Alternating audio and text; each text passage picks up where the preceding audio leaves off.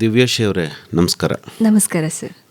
ತಾವು ಇವತ್ತಿನ ದಿವಸ ಎಣ್ಣೆಕಾಳು ಬೆಳೆಗಳಲ್ಲಿ ಪ್ರಮುಖವಾದಂತಹ ಬೆಳೆ ಸೂರ್ಯಕಾಂತಿ, ಹೌದು ಈ ಬೆಳೆಯ ಬೇಸಾಯ ಮತ್ತು ಇದಕ್ಕೆ ಬರುವಂತಹ ರೋಗಗಳು ಮತ್ತು ಕೀಟಗಳು, ಇದರ ಒಂದು ಸಮಗ್ರ ನಿರ್ವಹಣೆ, ಈ ಎಲ್ಲ ವಿಚಾರಗಳಿಗೆ ಸಂಬಂಧಪಟ್ಟಂತೆ ತಾವು ವಿವರವಾಗಿ ಮಾಹಿತಿಯನ್ನು ನೀಡಬೇಕು. ಮೊದಲಿಗೆ ನಿಮ್ಮ ಬಗ್ಗೆ ಸ್ವಲ್ಪ ಹೇಳಿ ದಿವ್ಯಾಶ್ರೀ ಅವರೇ. ನಮ್ಮ ಊರು ಕುಣಿಗಲ್, ತುಮಕೂರು ಜಿಲ್ಲೆ. ನಾನು ಸ್ನಾತಕ ಪದವಿಯನ್ನು ಕೃಷಿ ವಿಶ್ವವಿದ್ಯಾಲಯ ವಿಸಿಫ ಮಂಡ್ಯದಲ್ಲಿ ಮುಗಿಸಿ ನಂತರ ಸ್ನಾತಕೋತ್ತರ ಪದವಿಯನ್ನು ಸಸ್ಯರೋಗಶಾಸ್ತ್ರ ವಿಭಾಗದಲ್ಲಿ ಕೃಷಿ ವಿಶ್ವವಿದ್ಯಾನಿಲಯ ಜಿಕೆವಿಕೆ ಬೆಂಗಳೂರಲ್ಲಿ ಮುಗಿಸಿ ಪ್ರಸ್ತುತ ಅಂತಿಮ ವರ್ಷದ ಡಾಕ್ಟರೇಟ್ ಪದವಿಯನ್ನು ಸಸ್ಯರೋಗಶಾಸ್ತ್ರದಲ್ಲಿ ನವಸಾರಿ ಅಗ್ರಿಕಲ್ಚರಲ್ ಯೂನಿವರ್ಸಿಟಿ ಗುಜರಾತಲ್ಲಿ ನಾನು ಅಧ್ಯಯನ ಮಾಡುತ್ತಿದ್ದೇನೆ ಸರ್. ಅಂದರೆ ನಿಮ್ಮ ಆಯ್ಕೆ ವಿಷಯನೇ ರೋಗಶಾಸ್ತ್ರ. ಸಸ್ಯರೋಗಶಾಸ್ತ್ರ. ಹೇಳಿ ಅಮ್ಮ, ಸೂರ್ಯಕಾಂತಿ ಬಗ್ಗೆ. ನಮಗೆಲ್ಲ ತಿಳಿದಿರೋ ಹಾಗೆ ಈ ಒಂದು ಸೂರ್ಯಕಾಂತಿಯಾಗಿ ಅಥವಾ ಸೂರ್ಯಮುಖಿ ಈ ಬೆಳೆ ಒಂದು ಪ್ರಮುಖ ಹಾಗೂ ಪ್ರಸಿದ್ಧವಾದ ಒಂದು ಎಣ್ಣೆಕಾಳು ಬೆಳೆ.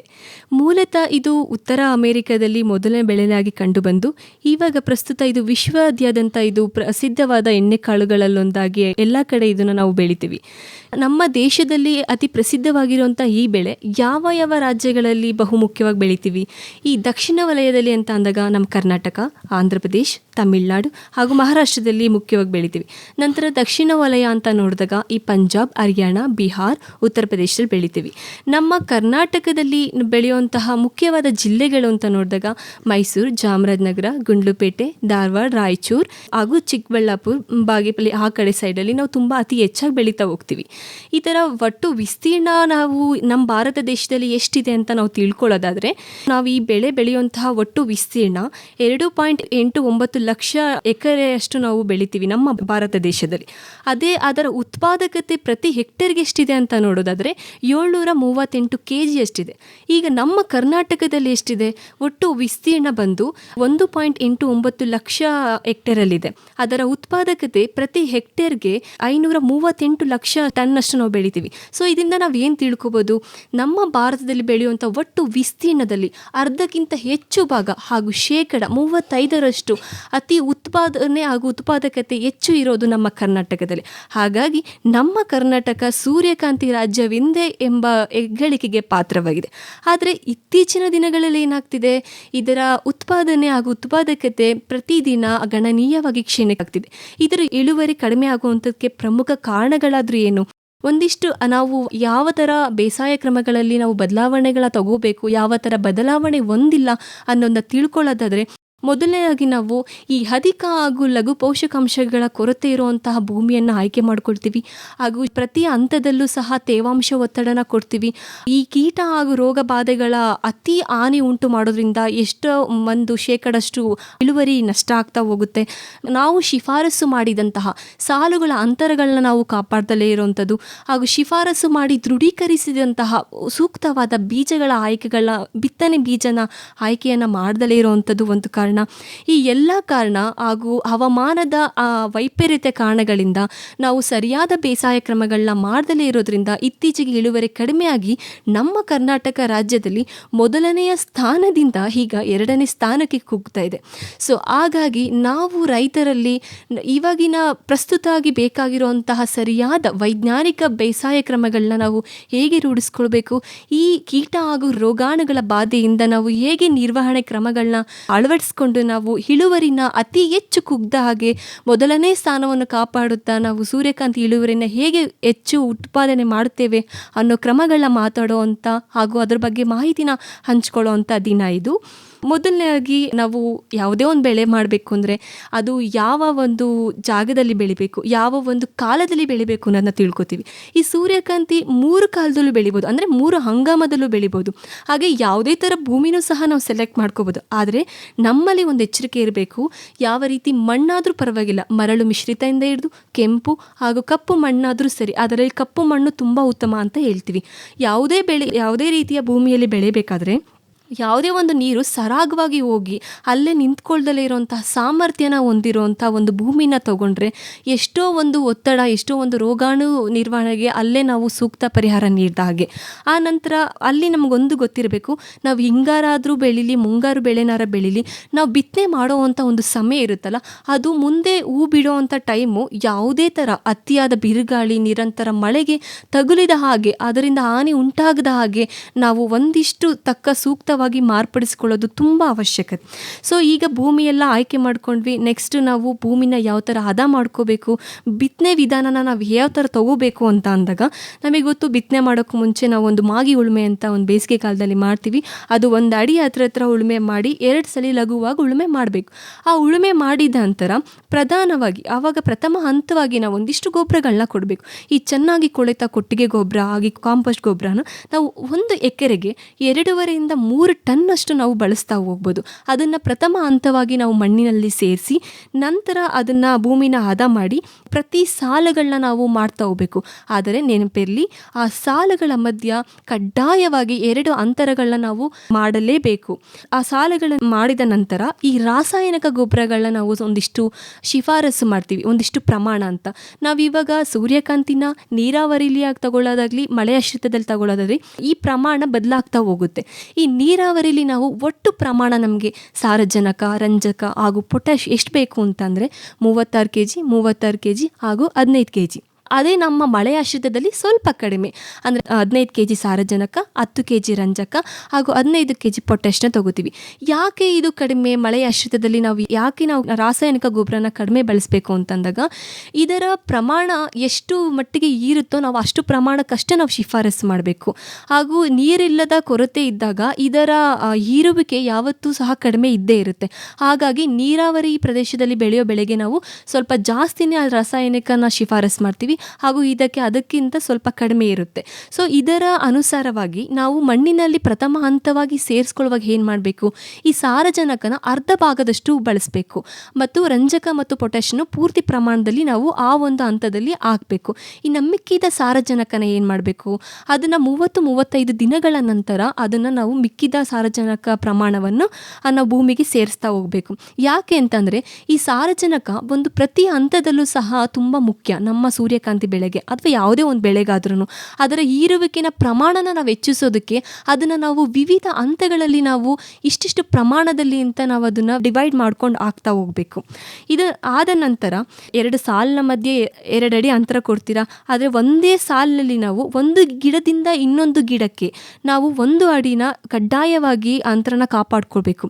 ಈಗ ಓಕೆ, 1 ಅಡಿ ನಾವು ಸಾಲುಗಳ ಮಧ್ಯದಲ್ಲಿ ಮಾಡ್ತೀವಿ, ಆವಾಗ ನಮಗೆ ಬೀಜಗಳಿಗೂ ಬೇಕಾಗುತ್ತೆ, ಬಿತ್ತನೆ ಬೀಜ ಬೇಕಾಗುತ್ತೆ. ಸೊ ಬಿತ್ತನೆ ಬೀಜದ ಆಯ್ಕೆ ನಮ್ಮದು ಹೇಗಿರಬೇಕು, ಯಾವ ಥರ ನಾವು ಹೋಗಬೇಕು, ಯಾವ ಪ್ರದೇಶಕ್ಕೆ, ಯಾವ ಪ್ರದೇಶದಲ್ಲಿ ಯಾವ ರೀತಿಯ ಹಾನಿಗಳಿದೆ, ಯಾವ ರೀತಿಯ ಒತ್ತಡಗಳಿದೆ ಅನ್ನೋದ್ರ ಮೇಲೆ ನಾವು ಬಿತ್ತನೆ ಬೀಜಗಳ ಆಯ್ಕೆಯನ್ನು ಮಾಡ್ಕೊಳ್ಳೋದು ತುಂಬ ಮುಖ್ಯ. ಯಾಕಂದರೆ ಇದು ಒಂದು ಮುಖ್ಯವಾದ ಘಟ್ಟ.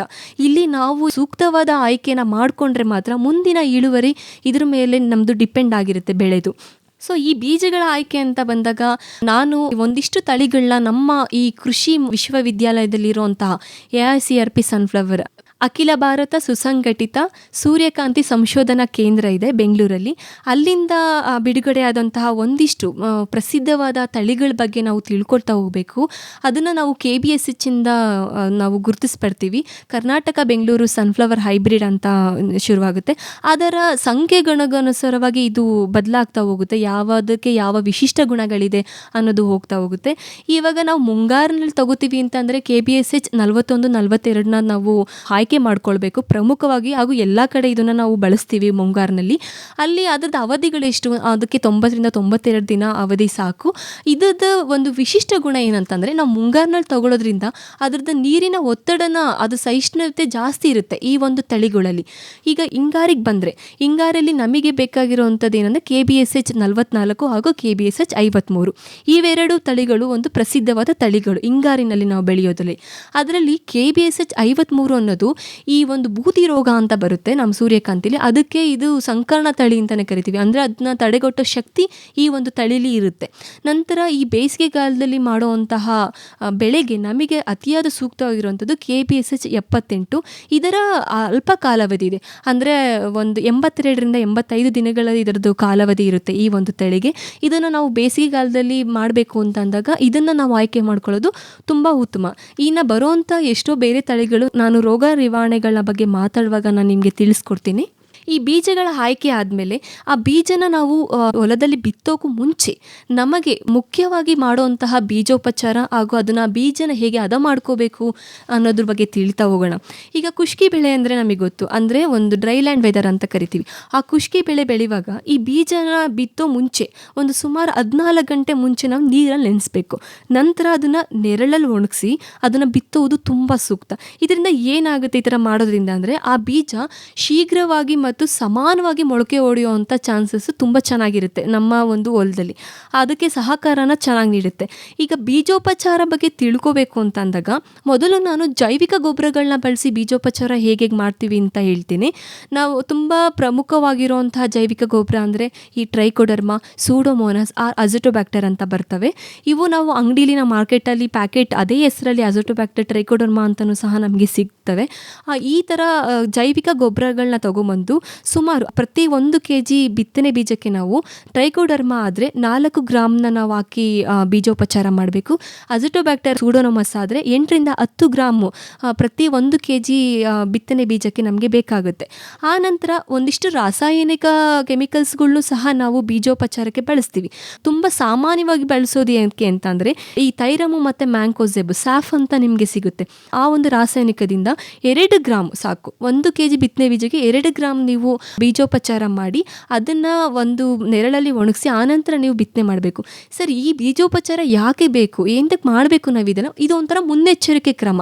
ಈ ಬೀಜದಿಂದ ಹರಡುವ, ಬೀಜದಿಂದ ಪ್ರಸಾರವಾಗುವ ಮೊದಲನೇ ಹಂತದಲ್ಲಿ ಬರುವಂತಹ ಯಾವುದೇ ರೋಗಗಳ ಹಾಗೂ ಕೀಟಗಳ ಬಾಧೆನ ಒಂದಿಷ್ಟು ಪ್ರಮಾಣದಲ್ಲಿ ಅದು ತಡೆಗಟ್ಟುತ್ತೆ. ಸೊ ಆ ತಡೆಗಟ್ಟೋದ್ರಿಂದ ಮುಂದೆ ಅದು ಮೊಳಕೆ ಹೊಡೆದು ಗಿಡ ಬೆಳೆಯೋದ್ರಲ್ಲಿ ಯಾವುದೇ ಥರ ಕುಂಠಿತ ಆಗೋದಿಲ್ಲ. ನೆಕ್ಸ್ಟು ನಾವು ಇವಾಗ ಬೀಜನ ಬಿತ್ತನೆ ಮಾಡೋ ಟೈಮಲ್ಲಿ ನಾವು ಆ 1 ಅಡಿ ಸಾಲುಗಳ ಮಧ್ಯದಲ್ಲಿ 1 ಅಡಿ ಅಂತರ ಇಟ್ಟಿರೋದ್ರೊಳಗೆ ಸುಮಾರು 3 ಬೀಜಗಳನ್ನು ಅಂಗುಳಿಗಿಂತ ಹೆಚ್ಚಾಗಿ ಆಳದಲ್ಲಿ ಇಲ್ಲದಲೇ ನಾವು ಬೀಜಗಳನ್ನ ಹಾಕ್ತಾ ಹೋಗಬೇಕು. ಆ ನಂತರ ಗೊಬ್ಬರದ ಪ್ರಮಾಣಗಳು ಎಲ್ಲ ಸರಿ ಸಮಾನವಾಗಿ ಆ ಒಂದು ಜಾಗದಲ್ಲಿ ನಾವು ಕಾಪಾಡ್ಕೊಳ್ತಾ ಹೋಗಬೇಕು. ಆತ್ಮೀಯ ಕೇಳುಗರೆ, ನಿಮ್ಮ ಮೆಚ್ಚಿನ ಮೈಸೂರು ಆಕಾಶವಾಣಿಯಲ್ಲಿ ಈ ಬಾರಿ ಕನ್ನಡ ಹಬ್ಬದ ಜೊತೆಗೆ ಕೃಷಿ ಹಬ್ಬವೂ ಇರಲಿದೆ. ಕನ್ನಡ ರಾಜ್ಯೋತ್ಸವದ ಅಂಗವಾಗಿ ಇದೇ ತಿಂಗಳ 29ರಂದು ಶುಕ್ರವಾರ ಬೆಳಗ್ಗೆ 11 ಗಂಟೆಗೆ ಕನ್ನಡ ಧ್ವಜಾರೋಹಣ, ರೈತ ಉತ್ಪಾದಕ ಸಂಸ್ಥೆಗಳ ಮೂಲಕ ಗ್ರಾಹಕರಿಗೆ ಹಾಗೂ ಗ್ರಾಹಕ ಸಂಘಟನೆಗಳಿಗೆ ಕೃಷಿ ಉತ್ಪನ್ನಗಳ ನೇರ ಮಾರಾಟ,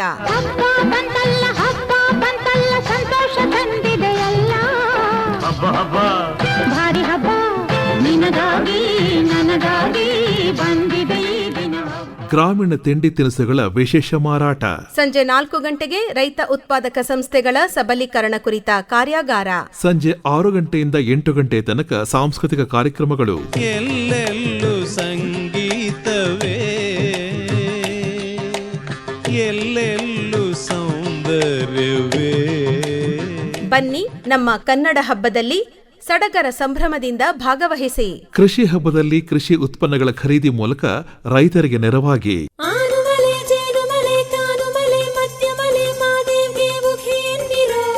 ಇದೇ 29ರಂದು ಶುಕ್ರವಾರ ಮೈಸೂರು ಆಕಾಶವಾಣಿ ಆವರಣದಲ್ಲಿ ಕನ್ನಡದ ಹಬ್ಬ ಜೊತೆಗೆ ಕೃಷಿ ಹಬ್ಬ. ಹಬ್ಬವ ಮಾಡೋಣ ಬನ್ನಿರೋ, ಎಲ್ಲ ಬನ್ನಿರೋ. ನೆಕ್ಸ್ಟ್ ನಾವು ಈ ಲಘು ಪೋಷಕಾಂಶಗಳ ಬಗ್ಗೆ ಮಾತಾಡೋಣ. ಈಗ ನಾವು ಬೇಕಾಗಿರೋಂಥ ರಾಸಾಯನಿಕ ಗೊಬ್ಬರ ಬಗ್ಗೆ ಮಾತಾಡಿದ್ವಿ, ಎಷ್ಟು ವಿವಿಧ ಹಂತಗಳಲ್ಲಿ ಕೊಡಬೇಕು ಅಂತ ನೋಡ್ಕೊಂಡ್ವಿ. ಈ ಲಘು ಪೋಷಕಾಂಶಗಳ ಮಹತ್ವ ಆದರೂ ಏನು ಅಂದರೆ, ಯಾವುದೇ ಎಣ್ಣೆಕಾಳು ಬೆಳೆ ಆಗಿರ್ಬೋದು, ಲಘು ಪೋಷಕಾಂಶಗಳ ಮಹತ್ವ ತುಂಬಾ ಮುಖ್ಯ. ಈ ಸತುವಿನ ಸಲ್ಫೇಟ್ ಅಂತ ಬರುತ್ತೆ, ಇದು ಬಳಸೋದ್ರಿಂದ ಏನಾಗುತ್ತೆ, ಈ ಎಣ್ಣೆಕಾಳು ಸೂರ್ಯಕಾಂತಿಲಿ ಕಾಳುಗಳು ಮತ್ತು ಎಣ್ಣೆಗಳ ಇಳುವರಿ ಗಣನೀಯವಾಗಿ ಹೆಚ್ಚಿಸ್ಬೋದು. ಈ ಬೋರಾನ್ ಅನ್ನೋದು ಅದು ಸಹ ಒಂದು ರೀತಿಯ ಲಘು ಪೋಷಕಾಂಶ. ಅದನ್ನು ನಾವು ಬೋರಾಕ್ಸ್ ಅನ್ನೋದು ಸಿಗುತ್ತೆ ನಮಗೆ ಅಂಗಡಿಲಿ ಮಾರ್ಕೆಟಲ್ಲೆಲ್ಲ. ಆ ಬೋರಾಕ್ಸ್ನ ತೊಗೊಂಬಂದು ಈ ಪ್ರತಿ 1 ಲೀಟರ್ಗೆ 2 ಗ್ರಾಮ್ನಂತೆ ನಾವು ಬೋರಾಕ್ಸ್ನ ಬೆರೆಸಿ ಈ ಹೂ ಬಿಡೋ ಅಂದರೆ ಹೂವು ಇರುತ್ತಲ್ಲ ಅದು ಹರಳೋ ಟೈಮಲ್ಲಿ ನಾವು ಸಿಂಪಡಿಸ್ಬೇಕು. ಈ ಥರ ಮಾಡೋದ್ರಿಂದ ಅಲ್ಲಿ ಕಾಳು ಕಟ್ಟುವಿಕೆ ಆಗಿರ್ಬೋದು, ಕಾಳಿನ ತೂಕ, ಒಟ್ಟಾರೆ ಅದರದ್ದು ಇಳುವರಿ ನಮಗೆ ಹೆಚ್ಚಳ ಆಗ್ತಾ ಹೋಗುತ್ತೆ. ಆದರೆ ಒಂದು ನೆನಪಿರಲಿ, ಲಘು ಪೋಷಕಾಂಶಗಳನ್ನ ನಾವು ನೀಡೋಕ್ಕೂ ಮುಂಚೆ ನಾವು ಬೆಳೆಯುವಂಥ ಆ ಭೂಮಿಯಲ್ಲಿ ಮಣ್ಣಿನ ಪರೀಕ್ಷೆ ಕಡ್ಡಾಯವಾಗಬೇಕು. ಆ ಮಣ್ಣಿನ ಪರೀಕ್ಷೆಯ ಆಧಾರದ ಮೇಲೆ ಎಷ್ಟು ನಾವು ಶಿಫಾರಸು ಅದು ವೇರಿ ಆಗ್ತಾ ಹೋಗುತ್ತೆ.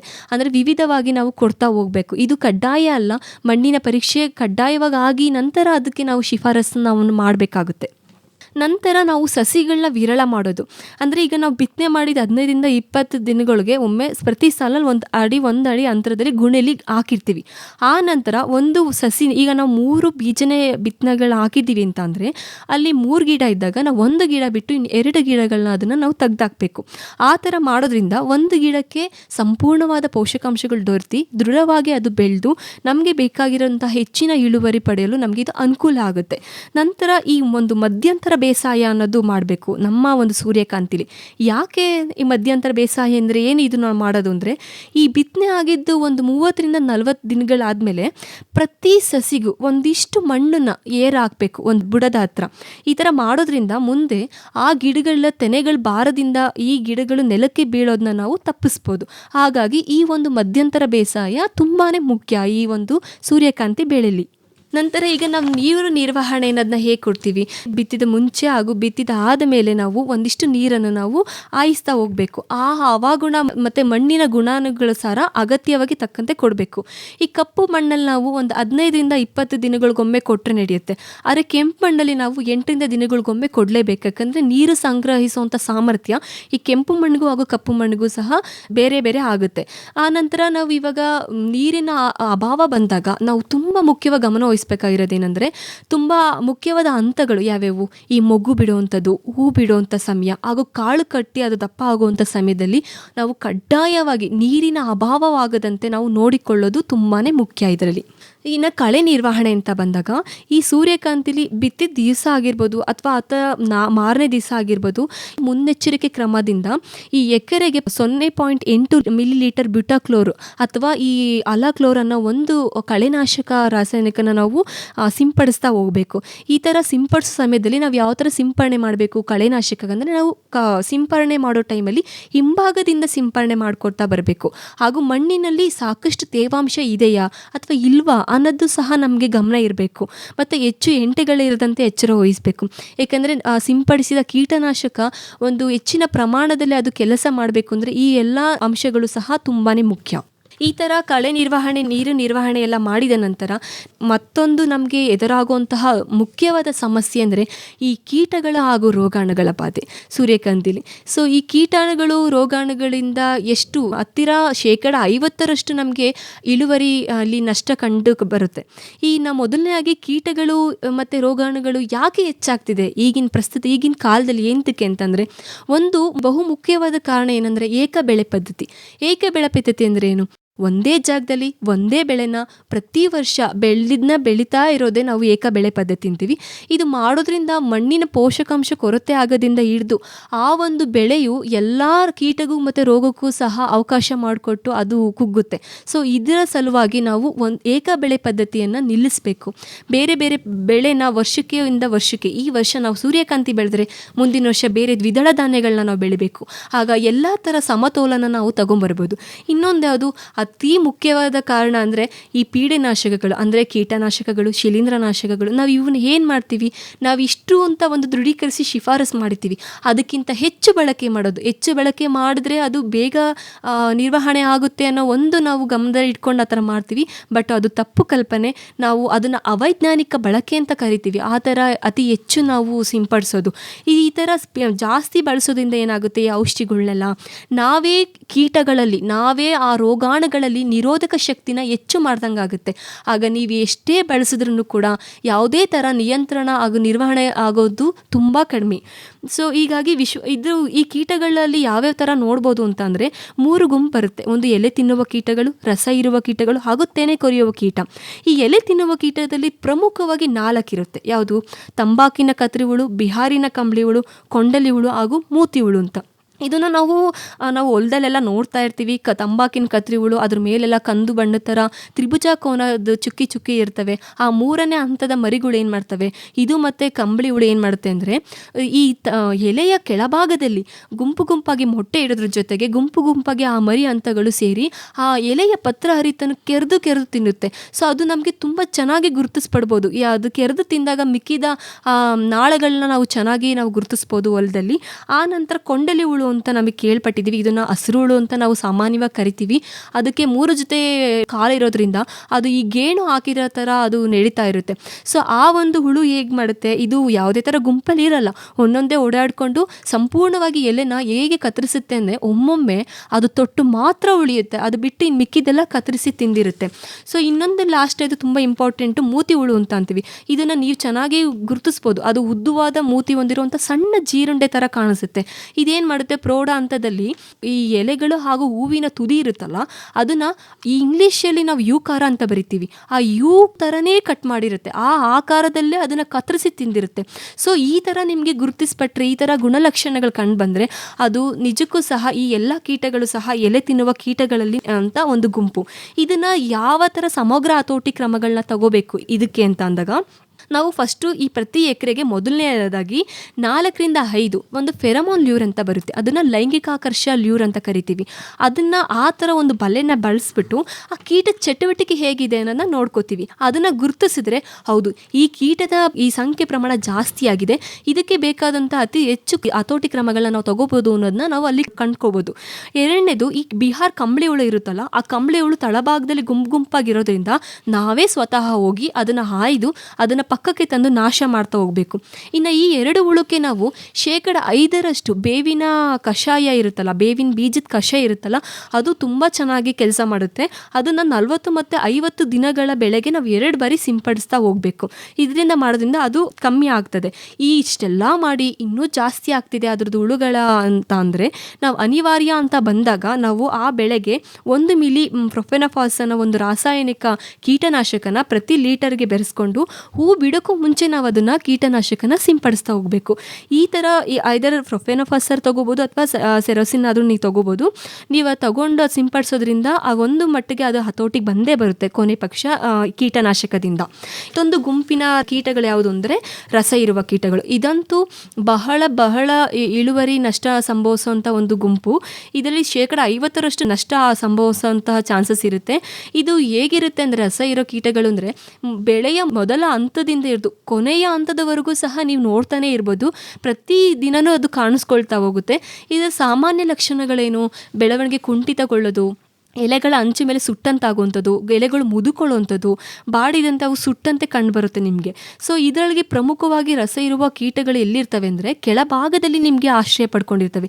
ಇದು ಯಾವ ಸಮಯದಲ್ಲಿ ಬರುತ್ತೆ ಅಂತ ತಿಳ್ಕೊಳ್ಳೋದಾದರೆ, ವಾತಾವರಣದಲ್ಲಿ ಟೆಂಪ್ರೇಚರ್ ಅಂದರೆ ಉಷ್ಣತೆ ಹೆಚ್ಚಾಗುತ್ತಲ್ಲ, ಈ ಬೇಸಿಗೆಗಾಲದಲ್ಲಿ ಅದು ಅತಿ ಮುಖ್ಯವಾಗಿ ನೋಡುವಂಥ ಕೀಟಗಳಂದರೆ ರಸ ಇರುವ ಕೀಟಗಳೇ.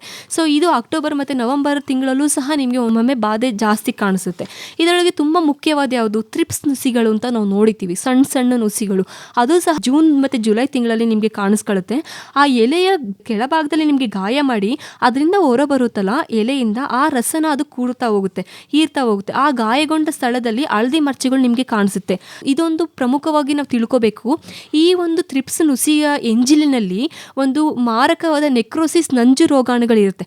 ಆ ಒಂದು ಸೋಂಕು ಈಗ ಯಾವಾಗ ಒಂದು ಗಿಡದಿಂದ ಒಂದು ಗಿಡಕ್ಕೆ ಅದು ತಿಂದು ಹಾರುತ್ತೋ, ಕುಡಿದು ಹಾರುತ್ತೋ ರಸನ, ಆ ಸಮಯದಲ್ಲಿ ಈ ರೋಗಾಣುಗಳು ಸಹ ಒಂದು ಗಿಡದಿಂದ ಇನ್ನೊಂದು ಗಿಡಕ್ಕೆ ಅದು ತಾನಾಗೆ ತಾನೇ ಹರಡುತ್ತಾ ಹೋಗುತ್ತೆ. ಸೊ ಅದಕ್ಕಾಗಿ ನಾವು ಇದನ್ನು ಮೊದಲನೇ ಹತೋಟಿಯ ಕ್ರಮವಾಗಿ ಇದನ್ನು ಕಂಟ್ರೋಲ್ ಮಾಡ್ತಾ ಹೋಗಬೇಕು. ನೆಕ್ಸ್ಟು ಹಿಟ್ಟು ತಿಗಣೆ ಅಂತ ಬರುತ್ತೆ. ಇದು ಬಾಧೆಗೆ ತುತ್ತಾದ ಗಿಡಗಳ ಬೆಳವಣಿಗೆ ಕುಂಠಿತಗಳು ಮಾಡ್ತಾ ಹೋಗುತ್ತೆ. ಈ ಹೆಂಗಾಗುತ್ತೆ ಅಂದರೆ ಎಲೆಗಳೆಲ್ಲ ಫುಲ್ ಹೊರಟಾಗಿ ಕಂದು ಮತ್ತು ಹಸಿರು ಬಣ್ಣಕ್ಕೆ ತಿರುಗಿ ಅವುಗಳು ಆಕಾರನೇ ಸಹ ವಿಕಾರವಾಗಿಬಿಡ್ತಿರುತ್ತೆ ಈ ತಿಗಣೆ ಒಂದು ಬಾಧೆಯಿಂದ. ಇನ್ನೊಂದು ಯಾವುದು, ಹಸಿರು ಜಿಗಿ ಹುಳು. ನಾವು ನೋಡ್ತೀವಿ ಒಂದು ಸಣ್ಣ ಹಸಿರು ಜಿಗಿ ಅದನ್ನು ಜಿಗಿ ಹುಳು ಅಂತಲೇ ನಾವು ಕರಿತೀವಿ. ಸಾಮಾನ್ಯವಾಗಿ ಇದು ಸಹ ರಸ ಇರುತ್ತೆ. ರಸ ಹೀರಿ ಸ್ಥಳದಲ್ಲಿ ನಾವು ಹೇಗೆ ಗುರುತಿಸ್ಬೋದು ಅಂದರೆ ಆ ಎಲೆಗಳ ಅಂಚು ಸುಟ್ಟಂತೆ ಕಾಣಿಸ್ತಾ ಇರುತ್ತೆ. ಹಾಗಾಗಿ ಇದನ್ನು ಜಿಗಿ ಸುಡು ಅಂತ ನಾವು ಸಾಮಾನ್ಯವಾಗಿ ಕರಿತೀವಿ. ಈ ಹಸಿರು ಜಿಗಿ ಹುಳುವಿನಿಂದ ಏನಾಗುತ್ತೆ, 46% ನಮಗೆ ಇಳುವರಿ ನಷ್ಟ ಇದೊಂದೇ ಹುಳು ಉಂಟು ಮಾಡುವಂಥ ಸಾಧ್ಯತೆ ಇರುತ್ತೆ. ಇನ್ನೊಂದು ಯಾವುದು ರಸ ಇರುವ ಕೀಟ ಅಂದರೆ ಬಿಳಿ ನೊಣ. ನಾವು ಬಿಳಿ ನೊಣನ ತುಂಬ ಈ ಬೇಸಿಗೆಗಾಲದಲ್ಲಂತೂ ಅತಿ ಹೆಚ್ಚಿನ ಸಂಖ್ಯೆಯಲ್ಲಿ ನಾವು ನೋಡ್ತಾ ಹೋಗ್ತೀವಿ. ಇದು ಸಹ ಸಾಮಾನ್ಯವಾಗಿ ಎಳೆಯ ಕೆಳಭಾಗದಲ್ಲಿ ಆಶ್ರಯ ಪಡ್ಕೊಂಡು ರಸನ ಹೀರಿ ಅದಕ್ಕೆ ಎಲ್ಲ ಥರ ಅಂತ ಚುಕ್ಕಿ ಚುಕ್ಕಿ ಮಾರ್ಕ್ಗಳನ್ನ ನಿಮಗೆ ಮಾಡ್ತಾ ಹೋಗುತ್ತೆ. ಇದನ್ನು ಸಮಗ್ರ ಆಗಿ ನಾವು ಹೇಗೆ ಕಂಟ್ರೋಲ್ ಮಾಡ್ಕೋಬೋದು ಅಂತಂದರೆ ಬಹುಮುಖ್ಯವಾಗಿ ನಾವು ಬೀಜೋಪಚಾರ ಮಾಡಲೇಬೇಕು. ಒಂದು ಸಿಸ್ಟಮಿಕ್ ಇನ್ಸೆಕ್ಟಿಸೈಡ್ಸ್ ಅಂತ ಬರ್ತವೆ. ಇದು ಇಮಿಡಾಕ್ಲೋಪ್ರಿಡ್, ಕಾನ್ಫಿಡರ್ ಅಂತೆಲ್ಲ ನಿಮಗೆ ನೋಡಿದ್ದೀರಾ ಮಾರ್ಕೆಟಲ್ಲಿ. ಅದನ್ನು ನೀವು ಅರ್ಧ ಮಿಲಿಲೀಟರ್, ಪ್ರತಿ ಲೀಟರ್ಗೆ ಅರ್ಧ ಮಿಲಿಲೀಟರ್ನ ಹಾಕಿ ಸಿಂಪಡಿಸೋದು ನೀವು ಹೊಲದಲ್ಲಿ ಮಾಡಿದ್ರೆ, ಅದಕ್ಕಿಂತ ಮುಂಚೆ ನೀವು ಬೀಜೋಪಚಾರನ ನೀವು ಪ್ರತಿ ಕೆಜಿಗೆ ನೀವು ಇದು ಮಾಡ್ತಾ ಹೋಗಬೇಕಾಗುತ್ತೆ. ಆಮೇಲೆ ಇನ್ನೊಂದು ಅಂಟಿದ ಬಲೆ ಅಂತ ಬರುತ್ತೆ. ಅಂಟಿದ ಬಲೆ ಅಂತ ಅಂದಾಗ ಈ ಹಳದಿ ಅಂಟಿದ ಬಲೆ ಹಾಗೂ ನೀಲಿ ಅಂಟಿದ ಬಲೆ ಅಂತ ಬರುತ್ತೆ, ನಮಗೆ ಅಂಗಡಿ ಸಿಗುತ್ತೆ. ಅದನ್ನು ತಗೊಂಬಂದು ಸಹ ಈ ರಸ ಇರುವ ಕೀಟಗಳಲ್ಲಿ ಈ ತ್ರಿಪ್ಸ್ ನುಸಿಗಳನ್ನ ನೀಲಿ ಅಂಟಿನ ಬಲೆಯಿಂದ ಕಂಟ್ರೋಲ್ ಮಾಡ್ಬೋದು. ಈ ಬಿಳಿ ನೊಣನ ನಾವು ಹಳದಿ ಅಂಟಿನ ಬಲೆಯಿಂದ ನಾವು ಒಂದು ಹತೋಟಿಗೆ ತರ್ಬೋದು. ಇನ್ನು ಕೊನೆಯ ಗುಂಪಿನ ಕೀಟಗಳೇ ಅಂದರೆ ಯಾವುವು, ತೆನೆ ಕೊರೆಯುವ ಕೀಟ ಅಂತ ಬರುತ್ತೆ. ಇದು ತೆನೆ ಕೊರಕ ಅಂತ ನಾವು ಸಾಮಾನ್ಯವಾಗಿ ಕರಿತೀವಿ. ಇದು ಎಲ್ಲ ಕಡೆ ಎಷ್ಟು ಸರ್ವವ್ಯಾಪ್ತಿಯಾಗಿದೆ ಅಂದರೆ ಪ್ರತಿಯೊಂದು ಗಿಡದಲ್ಲಿ, ಪ್ರತಿಯೊಂದು ಸಸ್ಯ ರಾಶಿಗಳಲ್ಲೂ ಸಹ ಇದು ಆಶ್ರಯ ಪಡ್ಕೊಂಡು ಪ್ರತಿಯೊಂದು ಸಸ್ಯಕ್ಕೂ ಸಹ ಹಾನಿ ಮಾಡ್ತಾ ಹೋಗುತ್ತೆ. ಇದನ್ನು ನಾವು ಹೇಗೆ ಕಂಡುಹಿಡ್ಬೋದು, ಹೇಗೆ ನಾವು ಹೊಲದಲ್ಲಿ ಗುರುತಿಸ್ಬೋದು ಅಂತಂದರೆ, ಈ ಹೆಣ್ಣು ಪತಂಗ ಇರುತ್ತಲ್ಲ, ಅದು ಹೋಗಿ ಫಸ್ಟು ಮೊಗ್ಗು ಮತ್ತು ಹೂಗಳ ಮೇಲೆ ಬಿಡಿಬಿಡಿಯಾಗಿ ಮೊಟ್ಟೆ ಇಡ್ತಾ ಹೋಗುತ್ತೆ. ಆ ಮೊಟ್ಟೆ ಇಟ್ಟ ನಂತರ ಅದರಿಂದ ಹೊರಬರೋ ಮರಿ ಹುಳುಗಳು ಏನು ಮಾಡ್ತವೆ, ಎಲ್ಲ ಕಲರ್, ಇದೇ ನಿರ್ದಿಷ್ಟವಾದ ಬಣ್ಣ ಅಂತ ಅದಕ್ಕೆ ಇರೋದಿಲ್ಲ. ಅದೇ ಇವಾಗ ಗುರುತಿಸೋದು ಸ್ವಲ್ಪ ಕಷ್ಟ ಆಗ್ಬೋದು ನಿಮಗೆ. ಅದು ಇಟ್ಟಿದ ನಂತರ ಹೊರ ಬಂದಮೇಲೆ ಎಲ್ಲ ಕಲರು, ಎಲ್ಲ ಬಣ್ಣಗಳಲ್ಲೂ ಅದು ಕಾಣಿಸ್ಕೊಳ್ಳುತ್ತೆ. ಆ ನಂತರ ಅದು ಒಂದೇ ಹೋಗಿ ಹೂಗಳು ಮತ್ತು ಬೆಳೆಯುವ ಕಾಳನ್ನ ಚೆನ್ನಾಗಿ ತಿನ್ನುತ್ತೆ. ಈ ತೆನೆ ಬೆಳ್ತಿರುತ್ತಲ್ಲ, ಅಲ್ಲಿ ಕಾಳು ಕಟ್ಟಿರುತ್ತಲ್ಲ, ಅವಾಗ ಏನು ಮಾಡುತ್ತೆ, ತೆನೆಯ ಹಿಂಬದಿಯಿಂದ ಒಂದು ಸುರಂಗ ಥರ ಮಾರ್ಗ ಮಾಡಿಕೊಂಡು ಅದರಿಂದ ಒಳಗೆ ಹೋಗಿ ಅದನ್ನು ತಿನ್ನೋಕೆ ಶುರು ಮಾಡುತ್ತೆ. ಈ ರೀತಿಯಲ್ಲಿ ಅದು ತಿಂದು ಹಾನಿ ಮಾಡೋದ್ರಿಂದ ಇದರಿಂದ 50% ನಷ್ಟ ಸಂಭವಿಸೋದು ತುಂಬ ಅಂದಾಜು ಮಾಡಲಾಗಿದೆ ಅಂತ ಮಾಡ್ತಿದೆ. ಸೊ ಇದನ್ನು ನಾವು ಯಾವ ಥರ ಸಮಗ್ರ ನಿವಾರಣೆ ಮಾಡ್ಕೋಬೋದು? ಮೊದಲನೇದಾಗಿ ನಮಗೆ ಮಾಗಿ ಉಳುಮೆ ಬೇಕೇ ಬೇಕು ಕಡ್ಡಾಯವಾಗಿ. ಯಾಕೆ ಬೇಕು? ಅದರೊಳಗಿರುವಂತಹ ಕೋಶಗಳು, ಭೂಮಿಯೊಳಗಿರುವಂಥ ಕೋಶಗಳು ನಾವು ಮಾಗಿ ಉಳುಮೆ ಬಂದರೆ ಬೇಸಿಗೆ ಉಳುಮೆ ಮಾಡಿದಾಗ ಆ ಬಿಸಿಲಿಗೆ ಹೊರ ಬರುತ್ತೆ. ಆ ನಂತರ ಸ್ವಾಭಾವಿಕದಲ್ಲಿ ಇರುವಂಥ ಶತ್ರುಗಳು, ಬೇರೆ ಕೀಟಗಳು ಬಂದು ಅದನ್ನು ತಿಂದು ಅದರನ್ನು ಒಂದು ರೀತಿಗೆ ಹತೋಟಿಯಾಗಿ ತರ್ತವೆ. ನಂತರ ಈ ಕೀಟದ ಸಂಖ್ಯೆ ಪ್ರಮಾಣನ ಗುರುತಿಸೋಕ್ಕೆ ನಾನು ಆವಾಗಲೇ ಹೇಳ್ದ ಹಾಗೆ ಈ ಫೆರಮೋನ್ ಟ್ರಾಪ್ನ ನಾವು ಬಳಸ್ತೀವಿ. ಈ ಲೈಂಗಿಕಾಕರ್ಷ ಮುಖಾಂತರ ಅದು 1 ಎಕರೆಗೆ ನಾವು 3-4 ಬಳಸಿ ಎಷ್ಟು ಉಂಟಾಗಬಹುದು ಈ ಕೀಟದಿಂದ ಬಾಧೆನ, ಪರಿಣಾಮಕಾರಿನ ಹೇಗೆ ತಡೆಗಟ್ಟಬಹುದು ಅನ್ನೋದನ್ನ ನಾವು ನೋಡ್ತಾ ಹೋಗ್ತೀವಿ. ಅದು ನಮಗೆ ಮಾರ್ಕೆಟಲ್ಲಿ ಹೆಲಿಕ್ಯಾಚ್ ಅಂತ ಒಂದು ಸಿಗ್ತದೆ. ಆ ನಂತರ ಈ ತೆನೆಯಲ್ಲಿ ಕಾಣಿಸ್ಕೊಳ್ಳುತ್ತಲ್ಲ, ನಾನು ಆವಾಗಲೇ ಹೇಳ್ದಂಗೆ ಸುರಂಗ ಮಾಡ್ಕೊಂಡು ತಿನ್ನುತ್ತೆ ಅಂತ, ಆ ಟೈಮಲ್ಲಿ ನಾವೇ ಸ್ವಯರ್ಜಿತ ಹೋಗಿ ಆ ಮರಿ ಹುಳುಗಳನ್ನ ಕೈಯಿಂದ ಹಿಡಿದು ಆರಿಸಿ ನಾಶಪಡಿಸಬೇಕು. ಆಮೇಲೆ ನಾನು ಆವಾಗಲೇ ಹೇಳ್ದಾಗೆ ಬೇವಿನ ಬೀಜದ ಕಷಾಯನ 5% ನಾವು ಸಿಂಪಡಿಸ್ತಾ ಹೋಗಬೇಕು. ಯಾವಾಗ ಅಂದರೆ 40-55 ದಿನಗಳಿಗೊಮ್ಮೆ 2 ಬಾರಿ ಸಿಂಪಡಣೆ ತಂದಾಗ ಹತೋಟಿ ಬರುತ್ತೆ. ಇನ್ನೊಂದು ತುಂಬ ಮುಖ್ಯವಾಗಿ ಹೆಲಿಕೋವರ್ಪ NPV ಅನ್ನೋದು ಒಂದು ನಂಜು ರೋಗಾಣು ಜೈವಿಕ ಅಂಶ ಬರುತ್ತೆ. ಅದಂತೂ ನಾವು ಬಳಸಿದ್ರೆ ಎಷ್ಟೋ ಒಂದು ಪ್ರಮಾಣದಲ್ಲಿ ಇದನ್ನು ನಾವು ಕಂಟ್ರೋಲ್ ತರಬಹುದು. ಅದು 1/2 ಮಿಲಿಲೀಟರ್ ನಾವು ಹಾಕ್ಕೊಂಡು 2 ಬಾರಿ ಸಿಂಪರಣೆನ ನಾವು ಕೊಡ್ತಾ ಹೋಗ್ಬೋದು. ಇನ್ನೊಂದು ಸ್ಪೈನೋಸ್ಯಾಡ್ ಅನ್ನೋದು ಒಂದು ಜೈವಿಕ ಒಂದು ಬರುತ್ತೆ. ಅದನ್ನು ಸಹ 10 ಲೀಟರ್ಗೆ ನಾವು 1 ಮಿಲಿ ಹಾಕಬೇಕು. ಇಲ್ಲಿ 1 ಲೀಟರ್ಗೆ 1 ಮಿಲಿ ಅಲ್ಲ, 10 ಲೀಟರ್ಗೆ 1 ಮಿಲಿ ಅನ್ನೋ ಒಂದು ಪ್ರಮಾಣದಲ್ಲಿ ಮೊಗ್ಗು ಹೊಡೆಯೋಕ್ಕೂ ಮುಂಚೆ ಇದನ್ನು ನಾವು ಹಾಕಬೇಕು. ಸೊ ಈ ಥರ ನಾವೆಲ್ಲ ಮಾಡೋದ್ರಿಂದ ಇಷ್ಟು ಹತೋಟಿ ಕ್ರಮಗಳನ್ನ ನಾವು ಸರಿಯಾದ ಪ್ರಮಾಣದಲ್ಲಿ ಸರಿಯಾದ ಸಮಯಕ್ಕೆ ನಾವು ಅಳವಡಿಸ್ಕೊಂಡ್ರೆ ಅದು ಹತೋಟಿಗೆ ಬಂದೇ ಬರುತ್ತೆ. ಸೊ ಇದಿಷ್ಟು ಕೀಟಗಳ ಬಾಧೆ ಮುಗೀತು. ಈಗ ರೋಗಗಳ ಬಾಧೆ ಹೇಗಿದೆ, ರೋಗಾಣುಗಳ ಹಾನಿ ಹೇಗಿದೆ ಈ ಸೂರ್ಯಕಾಂತಿಲಿ ಅಂತ ನಾವು ನೋಡ್ತಾ ಹೋಗೋಣ. ಬಹುಮುಖ್ಯವಾಗಿ ರೋಗಗಳು ಅಂತ ನಾವು ನೋಡೋದಾದರೆ ಒಂದು ಎಲೆ ಚುಕ್ಕಿ ರೋಗ ಅಂತ ಮೊದಲನೇಯಾಗಿ ನೋಡ್ತೀವಿ. ಇದಕ್ಕೆ ನಿರ್ದಿಷ್ಟ ಸಮಯ ಅಂತ ಇರಲ್ಲ. ಬಿತ್ತನೆ ಮಾಡಿದ 10-15 ದಿನಗಳಿಂದನೇ ಶುರುವಾಗ್ಬಿಡುತ್ತೆ. 2 ಎಲೆ ಬಂದಾಗಿಂದನೇ ಶುರುವಾಗುತ್ತೆ. ಇದು ಗುಣಲಕ್ಷಣಗಳು ಯಾವುದರಿಂದ ಬರುತ್ತೆ, ಯಾವ ಶಿಲೀಂಧ್ರದಿಂದ ಬರುತ್ತೆ ಅಂದರೆ ಆಲ್ಟರ್ನೇರಿ ಈಲಿಯಾಂತಿ ಮತ್ತು ಆಲ್ಟರ್ನೇಟ್ ಅನ್ನೋ ವರ್ಗಭೇದದಿಂದ ಎಲ್ಲ ಕಡೆ ಸಾಮಾನ್ಯವಾಗಿ ಕಾಣಿಸ್ಕೊಳ್ಳುತ್ತೆ. ಈ ಗುಣಲಕ್ಷಣಗಳೇನು? ಎಲೆಗಳ ಮೇಲೆ ಈ ಕಡು ಕಂದು ಅಥವಾ ಕಪ್ಪು ವೃತ್ತಾಕಾರ ಆಗಿರ್ಬೋದು ಅಥವಾ ಅಂಡಕಾರ ಆಗಿರ್ಬೋದು ಸಣ್ಣ ಸಣ್ಣ ಚುಕ್ಕೆಗಳು ಕಾಣಿಸ್ಕೊಳ್ತವೆ. ಆ ನಂತರ ಈ ರೋಗದ ತೀವ್ರತೆ ಹೆಚ್ಚಾದಾಗ ಆ ಚುಕ್ಕೆಗಳ ಗಾತ್ರ ದೊಡ್ಡದಾಗಿ ಒಂದಕ್ಕೊಂದು ಸೇರಿಕೊಂಡು ಎಲೆಗಳು ಸುಟ್ಟಂತೆ ಕಾಣಿಸ್ಕೊಳ್ತಾ ಹೋಗುತ್ತೆ. ಆ ನಂತರ ಈ ಚುಕ್ಕೆಗಳೇನು ಮಾಡುತ್ತೆ, ಇತರ ಭಾಗಗಳಾಗಿರುವಂಥ ಕಾಂಡ, ಎಲೆ ತೊಟ್ಟು ಎಲ್ಲ ಹೂಗಳ ಮೇಲೆ, ತೆನೆ ಮೇಲೆ ಎಲ್ಲ ಕಡೆನೂ ಸಹ ಈ ಚುಕ್ಕೆ ರೋಗ ಅಂತೂ ಕಾಣಿಸ್ಕೊಳ್ತಾ ಹೋಗುತ್ತೆ. ಸೊ ಇದಕ್ಕೆ ನಾವು ಮುಖ್ಯ ನಿರ್ವಹಣಾ ಕ್ರಮಗಳನ್ನ ಹೇಗೆ ತಗೋಬೇಕು? ಮೊದಲನೇದು ನಾವು ಸ್ವಚ್ಛ ಸಾಗುವಳಿ ಮಾಡಬೇಕು. ಯಾಕಂದರೆ ಒಂದು ನೆನ್ಪಿಡ್ಕೊಬಿಡಿ, ಯಾವುದೇ ರೋಗವಾಗಿರ್ಬೋದು, ನಾವು ಸ್ವಚ್ಛದಿಂದ ಇಟ್ಕೊಳ್ಳೋದು, ಸ್ವಚ್ಛತೆನ ನಾವು ಎಷ್ಟು ಮಟ್ಟಿಗೆ ಕಾಪಾಡ್ತೀವೋ ಅಷ್ಟು ರೋಗಾಣುಗಳ ಅದರದ್ದು ಹಾವಳಿ ಕಮ್ಮಿ ಆಗ್ತಾ ಹೋಗುತ್ತೆ. ಆ ನಂತರ ಸಸಿಗಳ ಮಧ್ಯೆ ನಾನು ಅವಾಗಲೇ ಹೇಳಿದಾಗೆ ಇದು ಅಂತರವನ್ನು, ನಿಗದಿತ ಅಂತರವನ್ನು ಕಾಪಾಡ್ಕೋಬೇಕು. ಅದು 60x30, ಅಂದರೆ 60 ಗಿಡಗಳ ಮಧ್ಯೆ ಒಂದು 30 ಸೆಂಟಿಮೀಟರ್ನ ಕಾಪಾಡುವಂಥದ್ದು. ಈ ಸಂಕರ್ಣ ತಳಿಗಳನ್ನ ಬಿಟ್ಟೋದು, ಇಲ್ಲಿ KBSH ಅನ್ನೋದು ಯಾವುದೇ ಒಂದು ನಿರ್ದಿಷ್ಟವಾದ ರೆಸಿಸ್ಟೆಂಟ್ ಸಂಕರ್ಣ ತಳಿಗಳಿಲ್ಲ. ಅದು ಬಿಟ್ಟು ನಮಗೆ ಸಾಮಾನ್ಯವಾಗಿ ಸಿಗುವಂತಹ ಸನ್ 1, ಸೂರ್ಯ 1-3 ಅನ್ನೋ ಒಂದು ತಳಿಗಳು ಈ ಒಂದು ಚುಕ್ಕೆ ರೋಗಕ್ಕೆ ನಿಮಗೆ ತಡೆಗಟ್ಟೋದಕ್ಕೆ ಸಹಾಯ ಮಾಡ್ತವೆ ಮತ್ತು ನಿಧಾನವಾಗಿ ಕಾಳು ಕಟ್ಟೋದ್ರಿಂದ ಇದ್ರ ಇಳುವರಿ ನಷ್ಟ ನಿಮಗೆ ಕಡಿಮೆ ಆಗ್ತಾ ಹೋಗುತ್ತೆ. ಆಮೇಲೆ ಬೆಳೆಗೆ ಸಮ ಪ್ರಮಾಣದ ಮೂಲ ಗೊಬ್ಬರ ಹಾಗೂ ಸೂಕ್ತ ಕ್ರಮಗಳನ್ನ ನೀವು ಅನುಸರಿಸೋದ್ರಿಂದ ರೋಗ ಕಡಿಮೆ ಆಗುತ್ತೆ. ಈ ರಾಸಾಯನಿಕ ಏನು ಹೊಡಿಬೋದು, ಕೆಮಿಕಲ್ ಶಿಲೀಂಧ್ರನಾಶಕ ಅಂತ ಬಂದಾಗ ನೀವು ಸಾಮಾನ್ಯವಾಗಿ ಬಳಸುವಂಥ ಮ್ಯಾಂಕೋಜೆಬ್, ಜಿನೆಬು ಆ ಒಂದು ಶಿಲೀಂಧ್ರನಾಶಕ ಪ್ರತಿ ಲೀಟರ್ಗೆ 2.5 ಗ್ರಾಮ್ನಷ್ಟು ನೀವು ಹಾಕೊಂಡು ಎಕರೆಗೆ 200 ಲೀಟರ್ನ ನೀವು ಸಿಂಪಡಿಸೋದ್ರಿಂದ ಇದು ಆ ತೋಟಿಗೆ ಬಂದೇ ಬರುತ್ತೆ. ಇನ್ನು ಎರಡನೇದು ತುಂಬ ಮುಖ್ಯವಾದಂತಹ ರೋಗ ಯಾವುದು ಅಂದರೆ ನೆಕ್ರೋಸಿಸ್ ನಂಜು ರೋಗ. ಇದು ಒಂದು ವೈರಾಣು ರೋಗ, ನಮ್ಮ ಸೂರ್ಯಕಾಂತಿಲಿ ಪ್ರಮುಖವಾಗಿ ಕಂಡುಬರುವಂಥದ್ದು. ಈ ನಂಜು ರೋಗ ಒಂದು ವಿಲಾರ್ ವೈರಸ್ ಅನ್ನೋ ಒಂದು ಗುಂಪಿಗೆ ಸೇರಿರುತ್ತೆ. ಈ ರೋಗ ಬಂತು, ಈ ವೈರಾಣು ರೋಗ ಬಂತು, ಹೇಗೆ ಅದನ್ನು ಕಂಡುಹಿಡಿಯೋದು, ಯಾವ ಥರ ಇರುತ್ತೆ ಲಕ್ಷಣಗಳಂದಾಗ, ಈ ಎಲೆಗಳು ಕೆಳಭಾಗ ಇರುತ್ತಲ್ಲ ಅದು ಸುಟ್ಟಂತಾಗಿರುತ್ತೆ. ಅಂದರೆ ಒಂದೇ ಸಲ ನಾವೀಗ ಬೆಂಕಿ ಹಿಟ್ಟ ಹೇಗೆ ಸುಟ್ಟುತ್ತಲ್ಲ ಆ ಥರ ಸುಟ್ಟಂಗೆ ಕಾಣಿಸ್ತಿರುತ್ತೆ. ಈಗ ಆ ಸುಟ್ಟಾಗ ಏನಾಗುತ್ತೆ, ಆ ಎಲೆ ಒಂದು ಕಡೆಗೆ ತಿರ್ಚ್ಕೊಳ್ಳೋಕೆ ಶುರು ಮಾಡುತ್ತೆ. ಆಮೇಲೆ ಈ ರೋಗ ಮೊದಲಾಗಿ ನಾನು ಅವಾಗಲೇ ಹೇಳ್ದೆ ಇದು ಒಂದು ವೈರಾಣು ರೋಗ ಅಂತ. ಆ ವೈರಸ್ ತಗಲಿದ ಸಸಿಗಳು ಏನಾಗುತ್ತೆ, ಹಸಿರಿಂದ ಹಳದಿ ಕಲರ್ ಮಚ್ಚೆಯಿಂದ ನಿಮ್ಗೆ ಅಲ್ಲಲ್ಲಲ್ಲೇ ನೋಡ್ತಾ ಹೋಗ್ಬೋದು. ಆ ನಂತರ ಅದು ಉಬ್ಬಿದ ಥರ ತೋರಿಸ್ಕೊಳ್ಳುತ್ತೆ. ಈ ರೀತಿ ಸಸ್ಯಗಳು ನಂತರ ಗಿಡ್ಡ ಆಗುತ್ತೆ, ನಿಮಗೆ ಬೆಳವಣಿಗೆ ಕಾಣಿಸೋದೇ ಇಲ್ಲ ಆ ನೆಕ್ರೋಸಿಸ್ ಬಂದಿರೋ ಅಂಥ ಗಿಡಗಳಲ್ಲಿ. ಮತ್ತು ಎಲೆಗಳ ಗಾತ್ರ ತುಂಬ ಚಿಕ್ಕದಾಗಿ ಕಾಣಿಸ್ಕೊಳ್ಳುತ್ತೆ. ಆಮೇಲೆ ಈಗ ಹೂ ಬಿಡೋತವ ಅಥವಾ ಕಾಳು ಕಟ್ಟೋ ಹಂತದಲ್ಲಿ ಈ ರೋಗ ಸೋಂಕು ಕಂಡುಬಂದರೆ ತೆನೆಯ ಭಾಗ ಇರುತ್ತಲ್ಲ ಅದು ಕಂದು ಬಣ್ಣಕ್ಕೆ ತಿರುಗಿ ಅದು ಸಹ ಸುಟ್ಟಂಗೆ ಒಣಗಿರುತ್ತೆ. ಈ ರೋಗವು ಮೊದಲ ಹಂತದಲ್ಲಿ ಏನಾದ್ರು ಬಂದರೆ ಹೂನು ಕಟ್ಟೋದಿಲ್ಲ, ಹರಳೋದು ಇಲ್ಲ, ಕಾಳು ಸಹ ಕಟ್ಟೋದಿಲ್ಲ. ಕಾಳು ಕಟ್ಟಿದ್ರೂ ಸಹ ಅಲ್ಲಿ ಜೊಳ್ಳಾಗುವಂಥ ಸಂಭವವೇ ಹೆಚ್ಚಾಗಿರುತ್ತೆ. ಇದನ್ನು ನಾವು ಹೇಗೆ ಕಂಟ್ರೋಲ್ ಮಾಡ್ಕೋಬೋದು ಅಂದರೆ ಬಿತ್ತನೆಗೂ ಮುಂಚೆ ಅಥವಾ ಬಿತ್ತನೆ ನಂತರ ಅನುಸರಿಸಬೇಕಾಗಿರೋ ಒಂದಿಷ್ಟು ಕ್ರಮಗಳಿದ್ದಾವೆ. ಹೊಲದಲ್ಲಿ ಬದುಕ ಮೇಲೆ ಸ್ವಚ್ಛತೆನ ಕಾಪಾಡ್ತಾ ಹೋಗಬೇಕು. ಬೇಡವಾಗಿರುವಂತಹ ಎಲ್ಲ ಥರ ಕಳೆಗಳನ್ನ ನಾವು ಅದನ್ನು ತೆಗಿತಾ ಹೋಗಬೇಕು. ಮತ್ತು 1 kg ಬಿತ್ತನೆಗೆ 5 ಗ್ರಾಮ್ ಇಮಿಡಾಕ್ಲೋಪ್ರಿಡ್ ಕೀಟನಾಶಕದಿಂದ ಬೀಜೋಪಚಾರ ಮಾಡಬೇಕು, ಯಾಕಂದರೆ ನಂಜುಗಳನ್ನ ಹತೋಟಿ ಇಡೋಕ್ಕೆ. ಆಮೇಲೆ ಸಾಧ್ಯವಾದ ಮಟ್ಟಿಗೆ ಬೆಳೆ ಪರಿವರ್ತನೆ ಮಾಡೋದು ತುಂಬ ಮುಖ್ಯ. ಈಗ ಬೆಳೆ ನಂತರ ಏನು ಮಾಡಬೇಕು ಅಂತಂದಾಗ 2 ಬಾರಿ ನಾವು ಸಿಂಪಡಣೆ ಮಾಡ್ತಾ ಹೋಗಬೇಕು ಇಮಿಡಾಕ್ಲೋಪ್ರಿಡ್ನ. ಒಂದು 25 ಮತ್ತು 45 ದಿನಗಳಲ್ಲಿ ಇನ್ನೊಂದು ಇಮಿಡಾಕ್ಲೋಪ್ರಿಡ್ ಕಾನ್ಫಿಡರ್ ಅಂತ ಬರುತ್ತೆ, ಅದನ್ನು ಸಹ ಬೆಳವಣಿಗೆ ಸಿಂಪಡಿಸಬೇಕು. ಮುಖ್ಯವಾಗಿ ನಮಗೇನಾದರೂ ರೋಗಾಣು ಬಂದಿರುವಂಥ ಸಸಿಗಳು ಕಾಣಿಸಿದ್ರೆ ಅದನ್ನು ಕಿತ್ತು ನಾಶ ಮಾಡ್ತಾ ಹೋಗಬೇಕು. ಇನ್ನು ಮೂರನೇದು ಯಾವುದು ಅಂತಂದರೆ ಈ ಕೇದಿಗೆ ರೋಗ ಮತ್ತು ಬೂದಿ ರೋಗ ಅಂತ ನಾವು ನೋಡ್ತಾ ಹೋಗ್ತೀವಿ. ಕೇದಿಗೆ ರೋಗ ಮತ್ತು ಬೂದಿ ರೋಗ ಎರಡೂ ನಿಮಗೆ ಕನ್ಫ್ಯೂಸ್ ಮಾಡ್ತಾ ಹೋಗುತ್ತೆ. ಕೇದಿಗೆ ರೋಗದಲ್ಲಿ ಎಲೆ ತಳಭಾಗದಲ್ಲಿ ನಿಮಗೆ ಬಿಳಿ ಶಿಲೀಂಧ್ರ ಕಣಗಳು ಕಾಣಿಸುತ್ತೆ. ಆದರೆ ಬೂದಿ ರೋಗದಲ್ಲಿ ಎಲೆಗಳ ಮೇಲ್ಭಾಗದಲ್ಲಿ ಪೂರ್ತಿಯಾಗಿ ಬಿಳಿ ಬೂದಿ ಹೆಚ್ಚಿರೋ ಥರ ಶಿಲೀಂಧ್ರ ಕಾಣಿಸ್ತಾ ಹೋಗುತ್ತೆ. ಇಲ್ಲಿ ಕೇದಿಗೆ ರೋಗದಲ್ಲಿ ನಾವು ಹೇಗೆ ಕಂಟ್ರೋಲ್ ಮಾಡಬೇಕು ಅಂದರೆ ಒಂದು ಬೀಜೋಪಚಾರ ಮೆಟಲಾಕ್ಸಿನ್ ಮತ್ತು ಮ್ಯಾಂಕೋಸಿಬ್ ರಿಡೋಮಿಲ್ ಗೋಲ್ಡ್ ಅನ್ನೋದೊಂದು ಬರುತ್ತೆ. ಅದನ್ನು ನಾವು 2 ಗ್ರಾಮ್ ಅಷ್ಟು ಪ್ರತಿ 1 kgಗೆ ನಾವು ಆಗ್ತಾ ಬೀಜೋಪಚಾರ ಮಾಡಬೇಕು. ಅದೇ ಬೂದಿ ರೋಗಕ್ಕೆ ನಾವು ಯೂಶಲಿ ಈ ಗಂಧಕ ಅಂತ ಬರುತ್ತೆ 3 ಗ್ರಾಮ್ ನೀರಿನಲ್ಲಿ, ಅದನ್ನು ನೆನೆಸಿ ಬೀಜೋಪಚಾರ ಅಥವಾ ಸಿಂಪರಣೆ ಮಾಡೋದ್ರ ಮುಖಾಂತರ, ಸ್ವಚ್ಛತೆ ಕಾಪಾಡೋದ್ರ ಮುಖಾಂತರ ನಾವು ಒಂದು ರೇಂಜಿಗೆ ನಾವು ಹತೋಟಿಗೆ ತರಬಹುದು ಈ 2 ರೋಗಗಳನ್ನ. ಅದ್ರ ಜೊತೆಗೆ ನಾವು ಮೊದಲನೇ ಹಂತದಲ್ಲಿ ತಳಿಗಳನ್ನ ಯಾವ್ದು ಬಳಸಬೇಕು ಅಂತಂದರೆ KBSH 95 ಮತ್ತು 86 ಮತ್ತು 90 ಅಂತ ಒಂದು ತಳಿಗಳು ಬರ್ತವೆ. ಅವೆರಡೂ ಸಹ ಇದಕ್ಕೆ ಬಹು ಮುಖ್ಯವಾಗಿ ಸೂಕ್ತವಾಗುತ್ತೆ ಈ ಒಂದು ರೋಗ ತಡೆಗಟ್ಟುವಿಕೆಯಲ್ಲಿ. ಇನ್ನು ಕೊನೆಯದಾಗಿ ನಾವು ರೋಗ ತುಂಬ ಮುಖ್ಯವಾದ ರೋಗ ಯಾವುದು ನೋಡ್ತೀವಿ ಅಂತಂದರೆ ಈ ತುಕ್ಕು ರೋಗ, ಸೊರಗು ರೋಗ ಎಲ್ಲ ಬರುತ್ತೆ. ಈ ತುಕ್ಕು ರೋಗ ನಿಮಗೆ ಕೆಂಪಿಂದ ಕಂದು ಬಣ್ಣದಷ್ಟು ಉಬ್ಬಿದಾಗಿ ಕಾಣಿಸ್ತಾ ಇರುತ್ತೆ.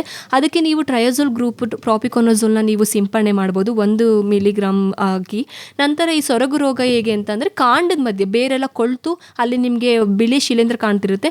ಅದಕ್ಕೂ ಸಹ ನೀವು ಕಾರ್ಬೆಂಡಿಸಮ್ 2 ಗ್ರಾಮ್ ಪ್ರತಿ ಲೀಟರ್ಗೆ ಹಾಕಿ ಸುರಿಬೇಕು. ಬುಡದ ಹತ್ರ ಸಿಂಪರಣೆ ಮಾಡಬಾರ್ದು, ಬುಡದ ಹತ್ರ ನೀವು ಸುರಿತಾ ಹೋಗಬೇಕು. ಇನ್ನು ನೆಕ್ಸ್ಟ್ ತಲೆ ಕೊಳೆ ರೋಗ ಅಂತ ಬರುತ್ತೆ. ಅದಕ್ಕೂ ನೀವು ಕಾಮನ್ ಆಗಿ ಬೀಜೋಪಚಾರ ಬೀಜೋಪಚಾರ, ಕಾರ್ಬೆಂಡಿಸಮ್ ಹಾಗೂ ಜಿನೆಬ್ ಮುಖಾಂತರ ಮಾಡ್ತಾ ಹೋಗಬೇಕು.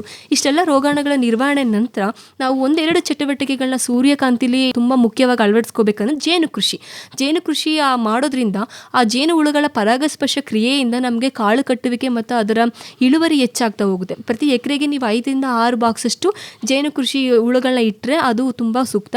ಹಾಗೂ ಒಂದು ಗಿಡದಲ್ಲಿ ಒಂದು ತೆನೆಯನ್ನು ನೀವು ಕಾಪಾಡಿಕೊಳ್ಬೇಕು. ಹೆಚ್ಚು ಇಳುವರಿ ಹಾಗೂ ತೂಕದ ಒಂದು ವಿಷಯವಾಗಿ ನಾವು ಅದನ್ನು ಕಾಪಾಡಿಕೊಳ್ಳಲೇಬೇಕು, ಅದನ್ನು ಅಳವಡಿಸ್ಕೊಳ್ಳೇಬೇಕು.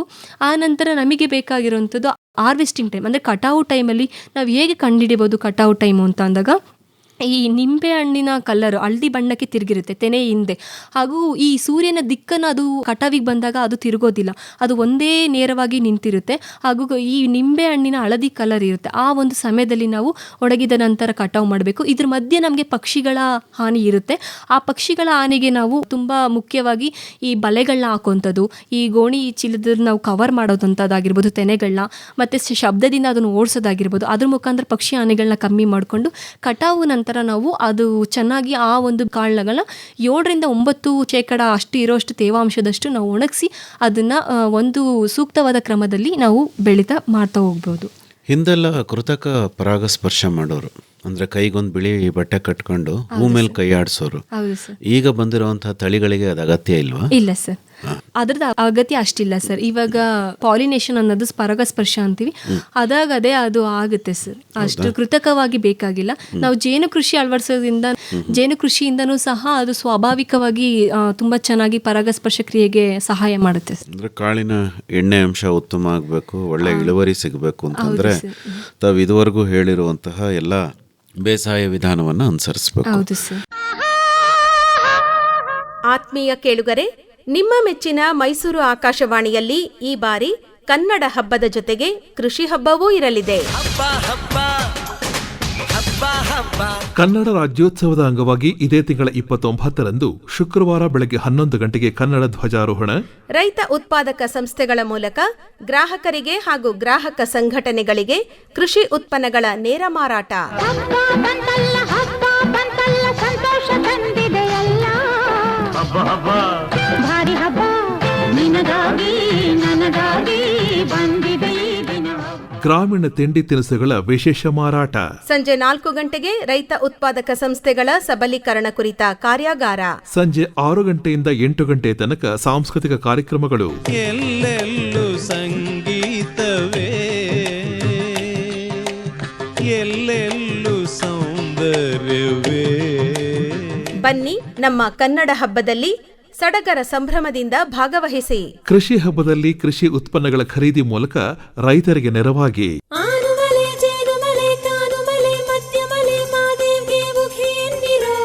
ಇದೇ 29ರಂದು ಶುಕ್ರವಾರ ಮೈಸೂರು ಆಕಾಶವಾಣಿ ಆವರಣದಲ್ಲಿ ಕನ್ನಡದ ಹಬ್ಬ ಜೊತೆಗೆ ಕೃಷಿ ಹಬ್ಬ.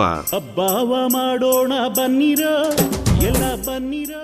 ದಿವ್ಯಾಶ್ರೀ ಅವರೇ, ಸೂರ್ಯಕಾಂತಿ ಬೇಸಾಯಕ್ಕೆ ಸಂಬಂಧಪಟ್ಟಂತೆ ಹೆಚ್ಚಿನ ಮಾಹಿತಿಗೆ ನಿಮ್ಮನ್ನೇ ನಮ್ಮ ಕೇಳುಗರು ಸಂಪರ್ಕ ಮಾಡಬೇಕು ಅಂತಾದರೆ ಸಂಪರ್ಕಕ್ಕಾಗಿ ತಮ್ಮ ಮೊಬೈಲ್ ಸಂಖ್ಯೆನ ಕನ್ನಡದಲ್ಲಿ ಹೇಳ್ಬೋದಾ? 6363980064. ಇನ್ನೊಮ್ಮೆ ಹೇಳ್ತೀರಾ? 6363980064. ಇನ್ನೂ ಒಂದ್ಸರಿ ಹೇಳ್ಬಿಡಿ ದಿವ್ಯಾಶ್ರೀ ಅವರೇ. ಅಗತ್ಯವಾಗಿ ಸರ್. 6363980064. ಒಳ್ಳೆಯದು ದಿವ್ಯಾಶ್ರೀ ಅವರೇ, ಇದುವರೆಗೂ ಸೂರ್ಯಕಾಂತಿ ಬೇಸಾಯಕ್ಕೆ ಸಂಬಂಧಪಟ್ಟಂತೆ ಕೀಟ ರೋಗಗಳ ಸಮಗ್ರ ನಿರ್ವಹಣೆಗೆ ಸಂಬಂಧಪಟ್ಟಂತೆ ಭಾಳ ಉಪಯುಕ್ತವಾದ ಮಾಹಿತಿ ನೀಡಿದ್ರಿ. ವಂದನೆಗಳು, ನಮಸ್ಕಾರ. Thank you sir.